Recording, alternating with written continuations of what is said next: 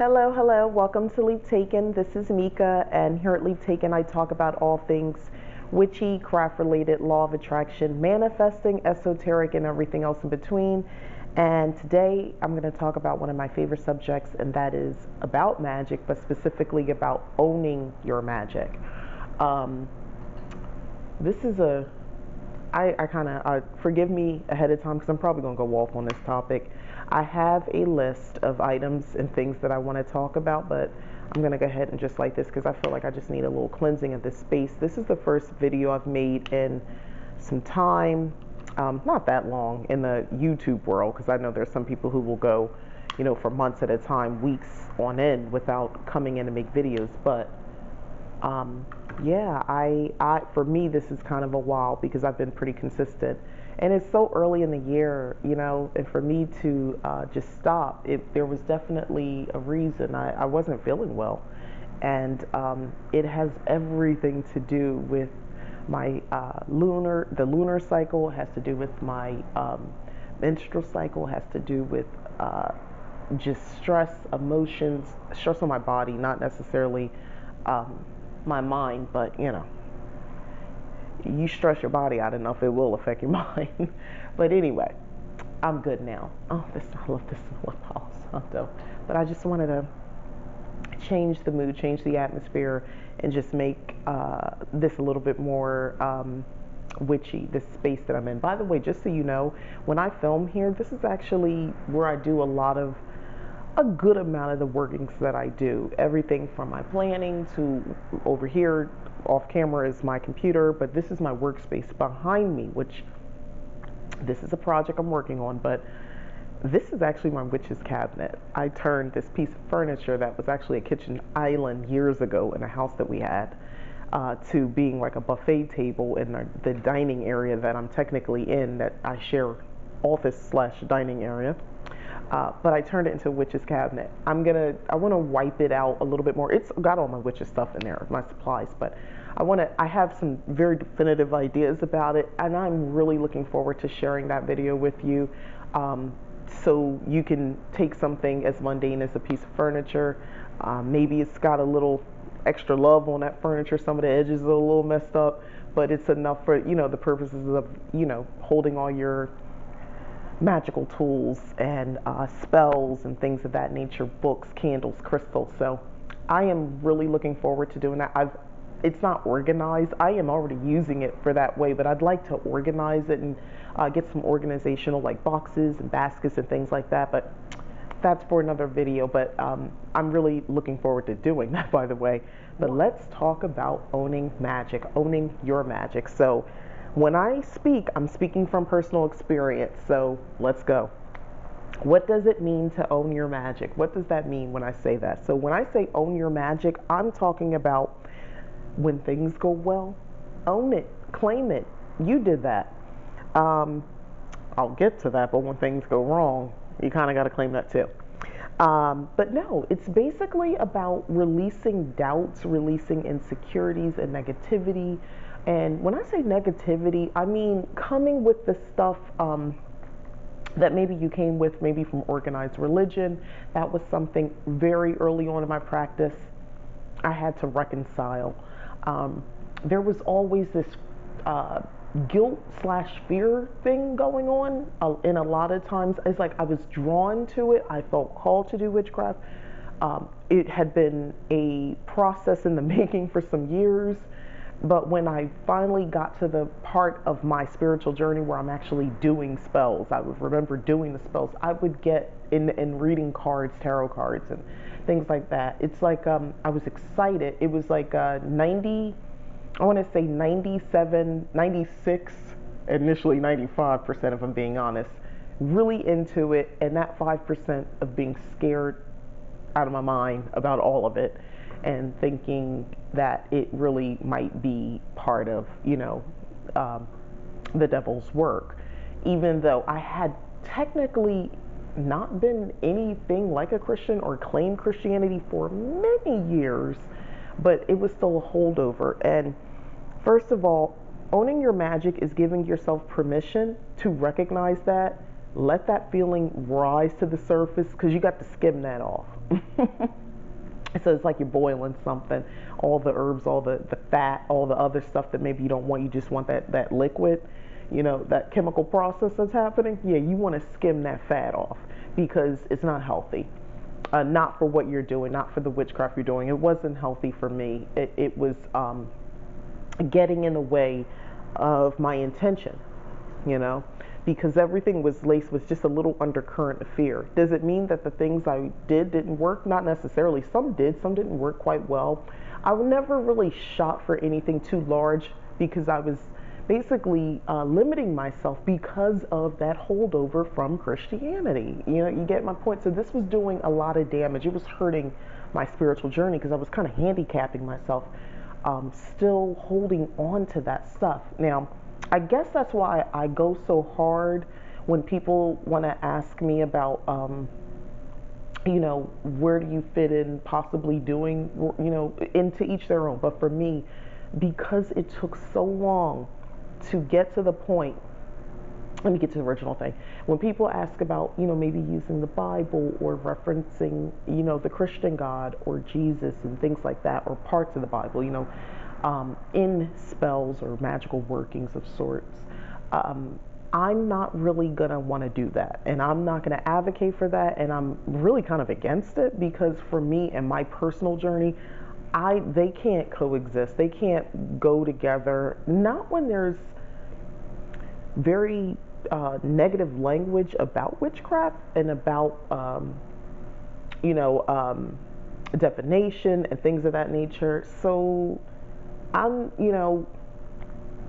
kind of an all-in person with this thing. So I don't want to just take the parts that I like, that, oh, well, the Book of Psalms is really a book of spells. Yeah, but what about that part, not the spare or witch or whatever it says? Like, how do you guys just oh, I'm not in that section, so that doesn't matter. Let's look at the whole thing. I think it's dangerous to do that. It's dangerous to you, the individual, the witch, the practitioner. I think it's dangerous because I think that you're not being truthful. You're not being, as I had been at the time, because I was still holding on to that. And it was hard to let that go. And you can do whatever you want. Again, this is just I'm coming from my experience. I'm not condemning people who do this, so don't take it that way. And you have your journey and it makes sense. If it speaks to you, it is what it is. Forget what I'm saying. But I just feel like I'm not going to say you, I wasn't honoring my path because there was so much more for me to discover. There was so much more for me to learn. But I was so holding on to this doctrine, this dogma, the things that I have been told, the things that I have read, because I'm not going to blame other people, what they said to me, the things that I personally read, because the same way I'm kind of all in with this, yeah, I was, as a younger girl, yeah, I was really into that Bible and understanding it and breaking it down. I used to be obsessed with the book of Revelations. I probably spoke about this before, that's the whole thing. But, you know what? And I think that if I tell you why I was obsessed, one, because they told me to take things literally, so I took that section literally. But it was also tapping into my creative mind, the part that likes to write stories and tell stories. It was tapping into that, but that's a whole other thing. But anyway, it's important that you basically don't have disrupting themes, ideology, and things that don't support your overall spiritual path. What are you doing? When I say magic, I'm speaking very broadly, but if you practice any sort of magic, when I say magic, I'm talking about, oh, well, I'm manifesting things, that law of attraction thing. Yeah, you fall under that umbrella of magic. People get offended about the term magic sometimes because it sounds not real. It sounds like Harry Potter, it's fake, it's exaggerated, it's all this other stuff, but there's magic that happens all the time, and magic was something we all used to say all the time, and then we found a new word called science. But some of the things that still can't be explained is still referred to as magic. I don't think that I'm better than anybody because I say I'm a witch and I practice witchcraft. Quite frankly, I think on some level, we all have some skill that you could identify yourself as a witch if you choose to, if that was your calling. I can understand that.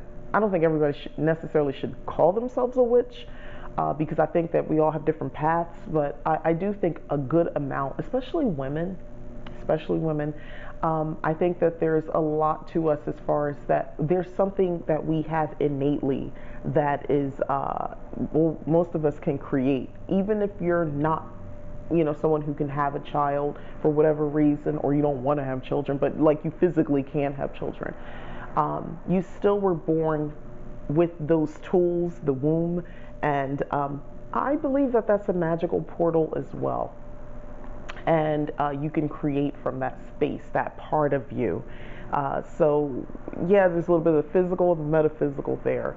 But again, this goes under owning your magic, understanding that, really thinking about, well, where does the magic come from? How is it happening? Because once you get into the how and all that sort of stuff, it's okay to ask those questions. Some people say, just believe, you don't think about it. No, you can ask these questions. You can think about it, because once you have an understanding, as I did, once I have a more of an understanding about all of this, it made it possible for me to understand what I'm capable of, and respect for that, reverence for that for myself, which goes into the next thing. So I said, releasing doubts, insecurities. I went on a tangent about Christianity and my own path with that, and trying to divorce myself of that ideology. Being proud of your magical work is very important. Being proud. Okay. Let me explain what I mean when I say being proud. Okay, so being proud, basically for me, means this. When other people, because this happens to me, sometimes something very positive happens. We're moving to Arizona, my family and I. I remember years ago I said, we're moving to Arizona. This is a huge leap that we're taking. Yes, I actually say that out loud because I believe in leap taken. That name is not from just out of thin air. It's based on the many leaps that I've taken. So we're taking another leap, and we're going to be moving to Arizona. We have an opportunity, and I'm quite excited about it. I remember talking to someone saying this, and the person said, oh, well, praise God. Did the person know what I was into? Yes, they did. It's someone who knows me well enough that they knew that. All the details, no, but they knew that. But that was their automatic response, because that's how they talk to other people. And other people are perfectly fine with that. And by the way, I'm perfectly fine with that.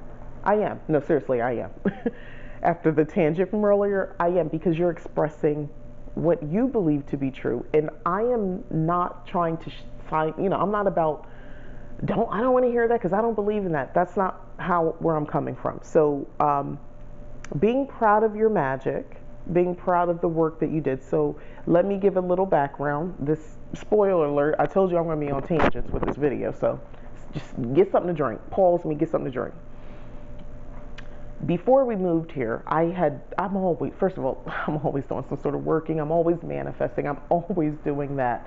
And just kind of keeping the fires burning on what I already got going on, I keep feeding it. I don't just do a spell and say, oh, it worked, I'm done, ha ha ha. No, I learned my lesson about that. Another video on that too. But anyway, what I did was I had did some working because I realized, well, one, I was gifted with a dream that showed me living in Arizona earlier the year before we moved. That would have been like January, February. I had a dream that we lived in a place with mountains and palm trees. Arizona. Mountains and palm trees are a lot here. And apparently lots of traffic noise as well. I have all the windows open. It feels great here. Love this state for that reason. Anyway, so I have this dream. I'm tuned in, I write about it, and I start doing, of course I go to the cards, and, I wanted to understand what exactly was happening, what more, basically I wanted more details about the dream. So there was a lot happening at the time as far as my husband's work. There was some uncertainty with a couple contracts and things that he was doing, and I don't like uncertainty because that's, I'm big on financial stability. I like a flow of money coming in, and I don't want to mess that up. I don't want anything to mess that up. So the workings began. So I got basically puzzle pieces, and I don't have it all together yet, but that's okay. This is where the faith part comes in, because divination, dream, my own personal magic, my own intuition, I put all that together, and then I create the picture. Once I've created the picture, everything else was just steps. Obstacles, yeah, I'm okay with that. I knew they were coming. Boom, got that, took care of that, took care of this, da da da. And we were in Arizona by April. Him, April, us, me, and the kids, we came in May. So I told you late January, February dream, divination, already knew about the situation. It just flowed perfectly. So it happened the way it was supposed to happen. So when I had that conversation with the person about, oh yeah, we're moving to Arizona, we got this lined up, it's a great opportunity, it's a better opportunity, because not only did we move, but we moved to an even better situation. So anyway, they said, praise God. And I said, well, I could, but it's really all me. And I laughed it off. The person was like, okay. And it was dropped, it wasn't that big of a deal. But I was proud of my work, and I meant what I said, and I was honoring my ancestors and my higher self who worked together in unison to make all this come together, all my spirit guides, and of course any goddess or inner goddess energy that I had petitioned and brought into my workings. I will not discount that to make someone else feel better, because I am proud of my work. This falls under owning your magic. It's not about you. Of course, in that situation, it's up to you how you choose to respond. Sometimes, depending on who you're talking to, let's say if I was talking to, if it was like my grandmother who is 80 plus years old, and her mind is not what it used to be, I'm not gonna go back. I'm not gonna say all that, because that's gonna add a level of confusion to her life that would not be beneficial. So I would just say, mm-hmm. And in my head, I'm saying, and praise me, and praise to the ancestors, and pray. I just do that in my head, mm-hmm, mm-hmm. And I'm basically countering what they just said. Just silence and a mm-hmm doesn't agree with that, but it depends. Like I said, 80 plus year old woman, mine's not totally what it used to be. What's the point?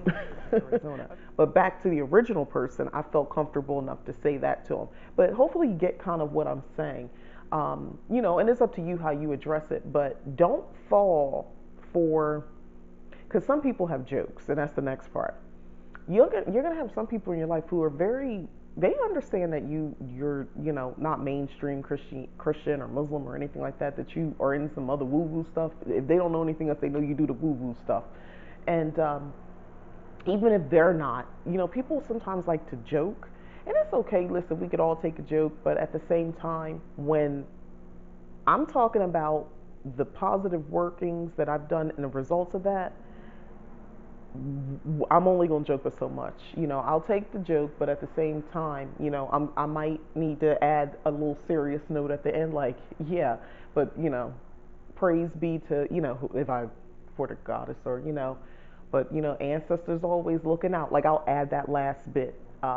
In the same way where others will say, praise whoever or thank whoever, I'm getting mine in too. I'm allowed to do that as well. I'm allowed to honor my work, my higher self, because I'm the magical being here. I'm allowed to honor those I petition and those who guide me and protect me. Even if it's just a little saying, even in the face of a joke. It doesn't mean I'm a wet blanket. Doesn't mean I can't take a joke, but I'm serious about what I create. I'm serious about the life that I'm manifesting. I'm serious about my workings. I'll joke, but for real, don't joke, but so much. That's just me. The point is, there's an art to it, but I do think it's important to stand up for your magic. I think it's important to stand up for your magical workings. I understand everybody can't come out and about and be as witchy as they want, put on a big black hat. Totally get that. But don't discount. I don't think that's a good thing to send into the universe, um, for you to constantly like hide things. That's not okay. Nobody saw the workings that you were doing, and they didn't have to, and that's fine. And you don't have to give everything away, but you, from a place of the universe, you want to show gratitude. And the real gratitude is you did this work. And if you didn't petition any gods specifically, if this was you and maybe you were working with just, the guidance of ancestors and spirit guides and things like that, um, I would caution you to keep discounting that and letting other people kind of just say things and you receiving that information, because it can add confusion to it. And the more you practice, in my experience, it can muddle things, meaning you might not get the things that you want going forward. It might not quite work out, your spells and your workings, because you're adding a lot of confusing energy to the universe. So, again, under the topic of owning your magic, this is all about owning it. So it's not so much about just being happy that the spell worked. It goes a little deeper than that. Okay? All right. So when it all goes wrong, still own it. You still have to own it.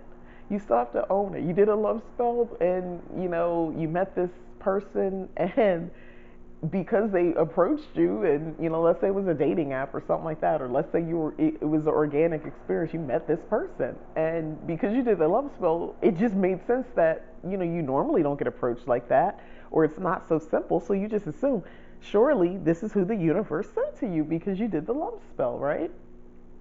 And then you embark on the craziest relationship of your life. And you're like, I don't understand what happened. This person, I mean, I'm smiling, but, I think some of us have been there. Maybe not the love spell and meeting somebody, but like you've done stuff. And it seems like the logical step, the next thing that happened, seemed to align with your spell. You got what you wanted, whether it was a love spell to meet somebody, whether it was money, whether it was a job, whether it was a feeling of sense of peace. But what got you there, or the entire situation or experience, was not what you really wanted when you did that spell. This person, is kind of crazy, or this person comes across as a liar or a cheater or abusive. You finally got that sense of peace that you had been manifesting for witchy self-care, but at what cost? Yeah, you got peace because you got time, because you got fired, that sort of thing. Like, there's there's a nuance to all this working, and I don't want to overcomplicate it and say it's so difficult, because I don't think it's very difficult. I really don't. But sometimes people who practice just say, oh, it's just about your intention. Sometimes it's a little bit more than yes, it's about your intention, but be clear on what your intention is. Owning your magic means examining what went wrong. Instead of thinking, because I'm noticing a lot of people, when things go left. Let's stick with the love spell thing. You did a love spell because you wanted to meet somebody. You're tired of being lonely. You want to, travel with somebody. You want to go on dates. You want a relationship experience, right? You want the relationship and whatever else comes with that. And that was your mindset. I want a relationship. I want all that comes with that. Listen to how I'm talking. I want that experience. I want someone who wants to cuddle with me. I want someone who, wants to go out, travel, and, eventually have children or help me with my children, blah, blah, blah. You're thinking all this sort of stuff. Those sound, first of all, there's nothing wrong with that. It sounds nice. So owning your magic means examining what went wrong, because you meet this person, and I say person because it don't matter what the sex is, who they are. You meet this person, and on the surface, initially, that's what they represented, those things that you talked about. However, there's, some caveats. They don't maybe have a job, or they have a job, but they don't make a lot of money. So traveling is going to be a pain in the butt, but they get to cuddle with you and hang out with you. And they're available for babysitting because they're available. um, in those types of situations, I would just say owning your magic means deconstructing. You got to work backwards. What the heck was I thinking? That's why you got to write stuff down for the 50 millionth time. Write everything down, guys. Journal, grimoires, book of shadows, magical notebook. Write it down on a computer. Write it down. Write your state of mind. Write what time it was that you did your spells. Write the lunar phase. If it was during the day, that's why I said timing. The day of the week, the date. um, what herbs did you use? What type of candles did you use? All of that matter. I'll write down chime candle, why it matters versus a 7-day candle versus a tea light candle. This stuff does matter. For instance, if I was doing a love spell and I just used a tea light candle and I put certain herbs in it and I did it, so guess what? I got, let's say that, in this thing I did this and I manifested the connection to this person. The reality of it is I did a very short-term spell because I technically got what I wanted. It just wasn't lasting because I wasn't thinking about that. I just made this assumption somewhere in the back of my head, but it didn't come to the forefront to boost, to add that energy to my working that I did. And that's what I said about owning it. You got to get into that nuance. You got to get into those layers. I make a joke because I say I like to do layered magical spells, magic on magic, spells on spells on spells on spells. But I like that because there's a level of control about what's going on and understanding the interaction. So, relationship. I want the relationship. I want, to feel connected to someone. That's the first layer. So you work on all of that. Whatever intuitively you want to use, you can find something in a spell book or from somebody else. But think of that, warm feeling, sensations, cinnamon, fire elements, candles. You want it to feel light and airy. You want this. You don't want it to feel heavy and to feel suppressed by the person. But you want to feel genuine connection, and you want it to, be balanced. So you're going to bring a certain incense, maybe a rose scented incense, and have a feather, and the action of just moving it as you think about that. So that's layer one. Again, we're just talking, I'm kind of going very detailed about it, but hopefully you're staying with me about owning this. So, okay, so you do that, and then, the person that you look, maybe you have an idea about their life and how it can, you guys can connect. So it's important that you don't want to just say have a job, because remember, the other part of this, you want somebody you can travel with, you want somebody that, you can raise children with. So you're going to need you need money, a sense of financial security. How much that is up for interpretation. But the point is, you're going to want that. Are you looking for somebody established? Are you looking for someone with potential who's actively working on something and you're there for that ride and y'all, get together and then the money comes? Like, you got to think like this. And you're basically still giving the universe room to work. It's magic to attract this person to you. However, you're also adding more nuance to it than just somebody, I just want somebody in my life. Yeah, it would be nice if they have a job. You can't be wishy-washy with that kind of stuff. You do want some level of detail. So then you add more to that spell. So we got the candle going. You have a specific color. Let's say it's pink. You got the rose and the incense going. You're doing the feather. So now you want to come in with the herbs. Maybe you have a cauldron. And you write down those specific details. So you have the herbs going. You take the note. You burn it with the herbs. And as that burns, you basically announce and you speak aloud with passion, with fire in your belly. You come down from your womb and you speak and you call on that person, and open the window and let the smoke go out. So, and then there's the other part of it of you being attractive to that person.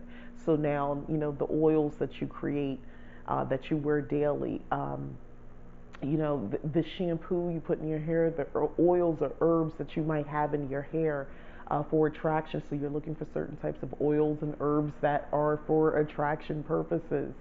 And then there's the manifesting piece where you're writing, you're journaling. You want to, script what we call magical scripting. You have a notebook and you talk about experiences with this person, the traveling and the ease that they have their passport. And, you talk about this stuff, not in a critical way where you're like, oh, this person has to have that. No, you're writing an experience. If you're not comfortable with that, you're daydreaming about it.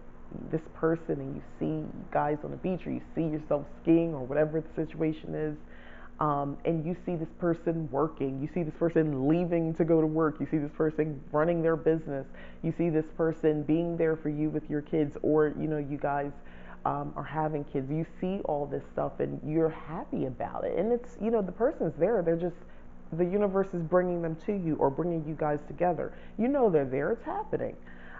This is all what I mean about nuance and spells and spells and spells. Uh, again, tangent, but that's what I mean, owning your magic. Like, there's not just, yes, you could just do a candle spell and be done with it, but again, back to my example, if you're looking for a little bit more of a nuanced situation, then you're going to do a little bit more nuanced magical working. And that's what I mean about owning. Don't be a lazy witch. Sometimes I'm lazy, but not that much. But all of that matters when I talk about owning it. You know what I mean? And then finally, practice makes perfect. So in order to own your magic, you might want to consider doing some magic. If you are someone who watches these videos, you read books, you have ideas, and you have moments where you would love to do this, you would love to do that, but you're not really doing anything. Practice makes perfect. In order to own it, do it. Start doing some magic. Start getting in the mindset that you are a magical person, and it's okay if you don't have it all together, and it's okay if you just start with the incense. I ain't even gonna say candle. You just have an incense. And I'll end it with this quick story on really having bare minimum, but owning it so you know that you're a magical person. All right, so here's the story. So here's the thing. Recently, all I had was a pen and paper, and there was a situation going on, and I felt I wanted to change the direction, the tone, the situation. And it did involve someone else as well. I needed to change the attitude, my own and theirs. So what I did was I had a notebook near me. I grabbed it. And it wasn't a magical notebook. It was just a piece of paper I took from the notebook. I didn't even take it out the notebook. I just randomly took a blank page from somewhere in the back of the book. I had a pen, didn't care what color the pen was, wasn't about the issue. And I just took it, and I just aggressively started drawing a circle, aggressively. And I said, and I did it in a clockwise direction. And as I was saying it, I was like, this is one of those things, intuitive magic is real, guys. Sometimes in the heat of the moment, you're not planning what you're going to say. It just flows. At least it does for me. And because I spend a lot of work believing in myself and tapping into my intuition. But anyway, I was basically saying I want the energy to change. And I'm like thinking this, change this energy, change it to peace, change it to calm, change it to peace, change it to calm. And I'm like saying it like a chant really fast, under my breath, not very loud. And I'm saying, this is like an active situation that was happening. And I'm just doing this like active, just circle, circle, circle, circle. And then I said, after I was done, I said, okay, now release. And I did it counterclockwise. Release the negativity, release this, release, release, release, release, release. And I'm really aggressively going counterclockwise on that same circle. Then I turned the page and I just did like an X. And then it was like more of an asterisk type thing where I'm saying, no more of this, no more of this. Like, it's like on the back end, what I was thinking to myself on the back end of that piece of paper, to reinforce. Okay, so I already put that, and I'm just like reinforcing it, saying, no, no, no, this is not happening anymore. No, no, no, no, no, this is not happening more. No, no, no, no, no. Okay. When I was done, I let out a breath, and it worked. It worked 100%. I'm not BSing you guys. I'm not telling you, it worked 100%. I just grabbed a random pen and a piece of paper, So when I say intention, yes, it does matter very much, but also what's driving it? Energy. Energy matters.